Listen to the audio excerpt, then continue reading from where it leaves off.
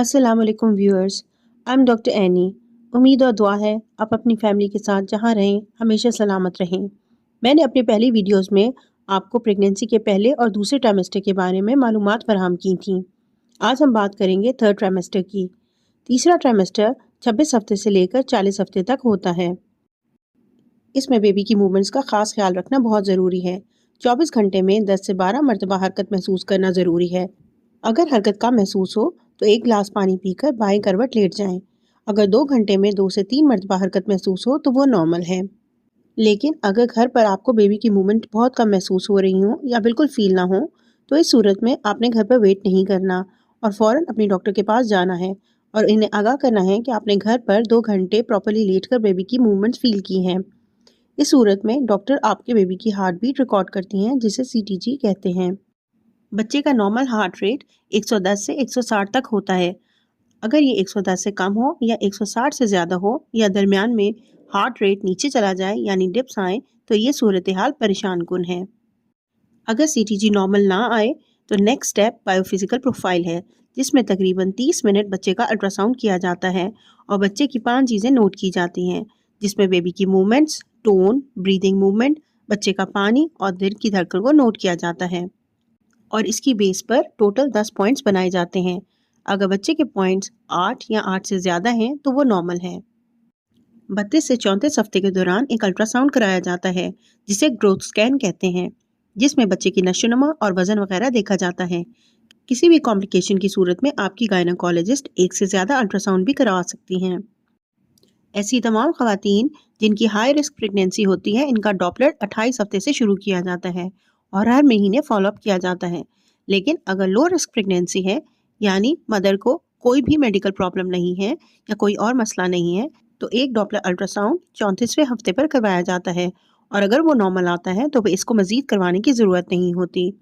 Doppler ultrasound के जरिए हम ये देख लेते हैं कि बच्चे के प्लेसेंटा और अम्बिलिकल कॉर्ड जिसके जरिए खून ने मां से बच्चे तक पहुंचना है इनमें कोई रुकावट तो नहीं है, क्योंकि अगर ऑक्सीजन और दीगर न्यूट्रिएंट्स जैसे amino acids, glucose, fatty acid, minerals वगैरह मां से बच्चे को ठीक से ट्रांसफ़र नहीं होंगे तो इसकी ग्रोथ कम हो जाती है या बिल्कुल रुक जाएगी। अगर तो रिपोर्ट नॉर्मल आए तो इसका मतलब है कि ब्लड फ्लो ठीक है और बेबी को खुराक ठीक से पहुंच रही है और ग्रोथ भी नॉर्मल हो रही है। इस ट्राइमेस्टर में चूंकि यूट्रस का साइज बढ़ रहा होता है इसलिए प्रेशर की वजह से तेजाबियत, सीने में जलन, खाने का हजम ना होना हो सकता है। इसके लिए जैसे कि मैंने आपको पहले ट्राइमेस्टर में बताया था, स्मॉल फ्रीक्वेंट मील्स यानी थोड़ा थोड़ा खाना थोड़े थोड़े वक्फे से खाइए।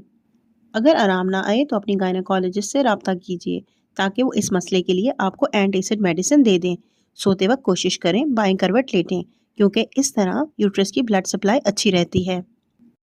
प्रेगनेंसी के 7वें माह में बच्चे का वजन तकरीबन 2 से 2.5 पाउंड तक और साइज तकरीबन 14 से 16 इंचेस तक बढ़ जाता है।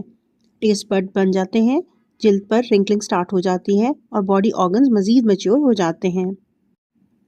प्रेगनेंसी के 8वें माह में बच्चे का वजन तकरीबन 3 से 3.5 पाउंड तक बढ़ जाता है और साइज तकरीबन 17 से 18 इंचेस तक हो जाता है। किडनीज मैच्योर हो जाती हैं और अपना काम करना शुरू कर देती हैं। बेबी की मूवमेंट्स भी पहले से ज़्यादा स्ट्रांग हो जाती हैं। प्रेगनेंसी के आखिरी 9वें माह में बच्चा पूरा मैच्योर हो जाता है और अगर इस महीने की शुरू में भी डिलीवरी हो जाए तो ये पूरे टाइम की टर्म डिलीवरी ही कहलाएगी। बच्चे का वजन तकरीबन 2.5 से 3 किलो तक और साइज तकरीबन 20 इंचेस तक बढ़ जाता है। बच्चे के फेफड़े मैच्योर हो जाते हैं और इससे सांस लेने में कोई दुश्वारी नहीं होती। बेबी मूवमेंट्स पहले की निस्बत थोड़ी कम महसूस होती हैं क्योंकि साइज बढ़ने की वजह से यूट्रस में हरकत करने के लिए ज़्यादा स्पेस नहीं रहती। इसके साथ साथ 9th मंथ में मदर में भी नॉर्मल डिलीवरी को फैसिलिटेट करने के लिए तैयारियां शुरू हो जाती हैं। आखिरी ट्राइमेस्टर यानी 7वें, 8वें और 9वें माह में आप बहुत तेज़ी से वेट गेन करती हैं। प्रेगनेंसी में आपको रोज़ाना 400 से 500 कैलोरीज ज़्यादा लेनी है, यानी जितनी कैलोरीज आप प्रेगनेंसी से पहले ले रही थीं इससे अब आप तकरीबन 400 से 500 कैलोरीज ज़्यादा एक दिन में ले सकती हैं और कोशिश करें कि ये कैलोरीज हेल्दी हों ताकि आपका वेट गेन भी हेल्दी हो। यानी आप ज़्यादा proteins, calcium, iron, vitamins, minerals, fresh fruits और वेजिटेबल्स का इस्तेमाल करें। जंक फूड और तली हुई चीज़ों से परहेज़ करें। कैल्शियम और आयरन का इस्तेमाल बाकायदगी से करें ताकि हड्डियां कमज़ोर ना हो और खून की कमी से बचा जा सके। पानी का मुनासिब इस्तेमाल करें, ख़ास तौर पर गर्मियों में 10 से 12 गिलास पानी ज़रूर पिएं। डब्बे के जूस और कोल्ड ड्रिंक्स को अवॉइड करें। इनमें सिर्फ शुगर और एम्प्टी कैलोरीज होती हैं और कोई हेल्दी न्यूट्रिएंट्स नहीं होते। चाय और कॉफ़ी की मिकदार को कम कर दें। आप दिन में 1 या 2 कप ले सकती हैं, इससे बेबी की ग्रोथ पर कोई फ़र्क नहीं पड़ता। तीसरे ट्राइमेस्टर में सबसे ज़रूरी वैक्सीनेशन टेटनस की है। टेटनस मट्टी और जंग आलूद अशिया के ज़रिए प्रेग्नेंट मदर्स तक फैल सकता है और जो ख़वातीन घर में डिलीवर होती हैं, इन ख़वातीन में इसके चांसेस ज़्यादा होते हैं।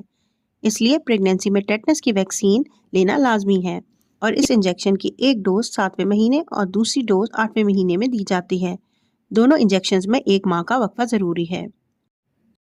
इसके अलावा अगर आप प्रेगनेंसी में पहले से किसी मसले के लिए कोई मेडिसिन ले रही हैं तो अपनी गायनेकोलॉजिस्ट से डिस्कस ज़रूर करें कि आया वो दवाइयाँ प्रेगनेंसी में सेफ़ हैं या नहीं, क्योंकि कुछ मेडिसिन सेफ़ होती हैं और किसी मेडिसिन की एक डोज भी प्रेगनेंसी के लिए हार्मफुल होती है। प्रेगनेंसी में हम स्ट्रॉन्ग पेन किलर्स आमतौर पर मना करते हैं, जैसे ट्रामाडोल, डाइक्लोफेनिक वगैरह। लेकिन हल्की फुल्की दर्द के लिए आप पैरासीटामोल या पैनाडोल 500 मिलीग्राम्स दिन में 2 से 3 मरतबा तक ले सकती हैं।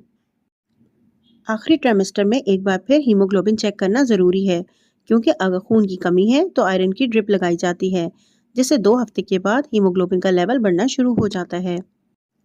प्रेगनेंसी में कोशिश होनी चाहिए कि हीमोग्लोबिन लेवल फर्स्ट ट्राइमेस्टर में 11 से ऊपर, सेकेंड ट्राइमेस्टर में 10.5 से ऊपर और थर्ड ट्राइमेस्टर में 10 से ऊपर होना चाहिए। अब बात करते हैं ट्रैवलिंग की। लास्ट ट्राइमेस्टर में ट्रैवलिंग के बारे में बहुत ज़्यादा पूछा जाता है। पहली बात तो ये है कि हम 28 हफ्ते के बाद एयर ट्रैवल की इजाज़त नहीं देते, यानी 7वें, 8वें और 9वें माह में एयर ट्रैवल के लिए फ़िटनेस सर्टिफिकेट नहीं देते और पेशेंट्स अपने रिस्क पर हवाई जहाज़ का सफ़र करते हैं, क्योंकि सफ़र के दौरान ब्लीडिंग हो सकती है या बेबी का वाटर बैग लीक हो सकता है या पेन स्टार्ट हो सकती हैं। तो इस वक्त इमरजेंसी को हैंडल करना बहुत मुश्किल हो जाता है। इसलिए हम आखिरी 3 माह में एयर ट्रैवल की इजाज़त बिल्कुल नहीं देते। लेकिन अगर आपने लोकल ट्रैवल करना है, यानी बस या ट्रेन के ज़रिए, और आपका आखिरी महीनों में सफ़र करना बहुत ज़रूरी है, इसमें हम मशवरा देते हैं कि 7वें और 8वें महीनों में सफ़र कर लें, लेकिन 9वें माह में बिल्कुल सफ़र ना करें, क्योंकि झटकों की वजह से किसी वक्त भी पेन स्टार्ट हो सकती है या ब्लीडिंग हो सकती है।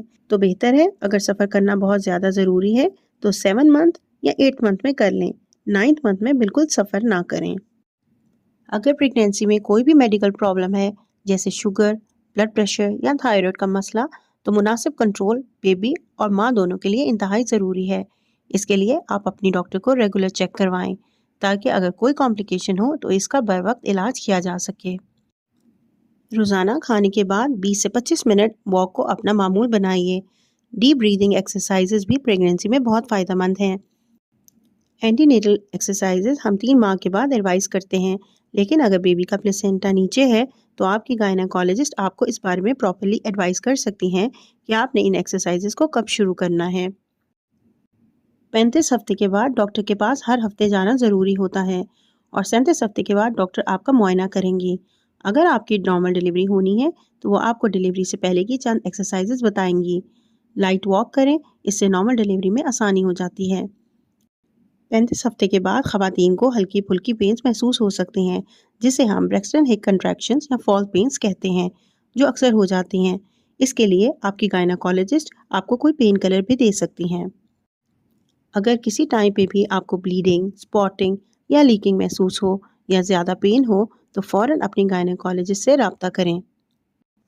उम्मीद है कि मैंने आपको अपनी वीडियोस में प्रेगनेंसी के तीनों ट्राइमेस्टर्स के बारे में जो मालूमात फ़राहम की हैं वो आपके लिए फ़ायदेमंद रही होंगी। इस सिलसिले में आपके ज़हन में कोई सवालात हैं तो आप कमेंट सेक्शन में पूछ सकती हैं, और अगर आप चाहती हैं कि मैं किसी ख़ास टॉपिक पर वीडियो बनाऊं तो अपनी राय का इजहार ज़रूर कीजिए। अल्लाह पाक आपको सेहतमंद औलाद से नवाजें। दुआ में याद रखिएगा। शुक्रिया। अल्लाह हाफ़िज़।